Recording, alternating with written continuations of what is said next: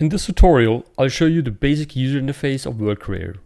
We won't go into detailed explanations just yet. Instead, we'll focus on the basic UI elements so you can get a clear overview of how the interface is laid out. Let's start with the main panel, which is always fully visible. At the top of the main panel, you'll find the toolbar, which contains the following elements. The Home button closes the current project and takes you back to the main menu. The New button starts a new project. The Load button allows you to load existing projects. The Save button saves your current project. The Incremental Save button creates an incremental save of the current project. The Save As button lets you save the project under a different name.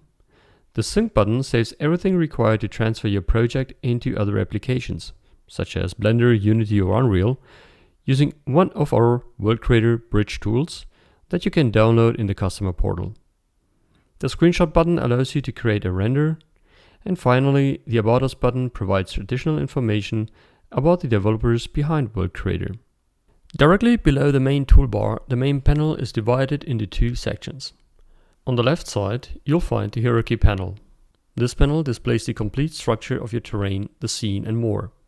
Here you can add new elements such as objects, materials, filters and other components that influence and modify the appearance of your landscape.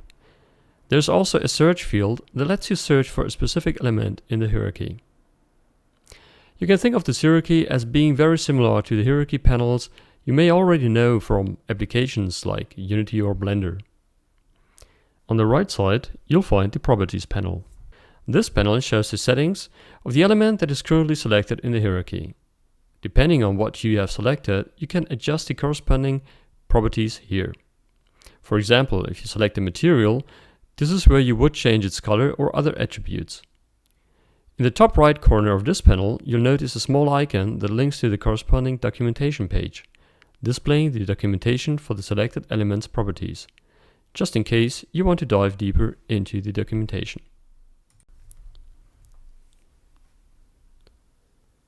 Both sections can be adjusted in size using either of the two resizing handles. At the bottom of the main panel, you'll find the generator bar. This bar always shows the progress of the current terrain generation. Directly to the left of the main panel, there's another toolbar that provides quick access to various viewport related features. The Cinematic Mode button switches the viewport rendering into a highly realistic cinematic mode. This is the default rendering mode. The Material Design Mode button changes the viewport to a mode that is optimized for working exclusively on materials. The Shape Design mode switches the rendering into a pure shape-based view, without colors or effects. This mode is especially useful when focusing on terrain forms or quickly visualizing object placement. The Show Heat Map button visualizes procedural masks directly on the terrain. For example, if you want to blend a material only within a specific slope range, this button helps you see exactly which areas are affected. Since World Creator is a real-time generator, changes are usually visible instantly, even without using a heat map.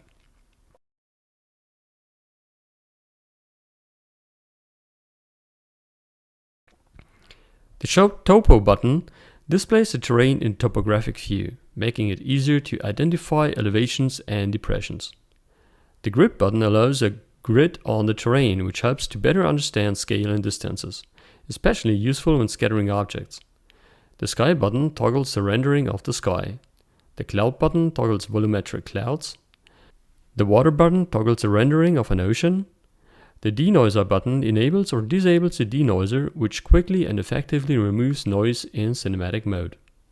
The Real-Time Generator button toggles real-time generation. When disabled, you'll need to press the Generate button, which appears at the bottom of the main panel, to apply any changes. The Filter Live Preview button toggles the live preview inside the filter selection.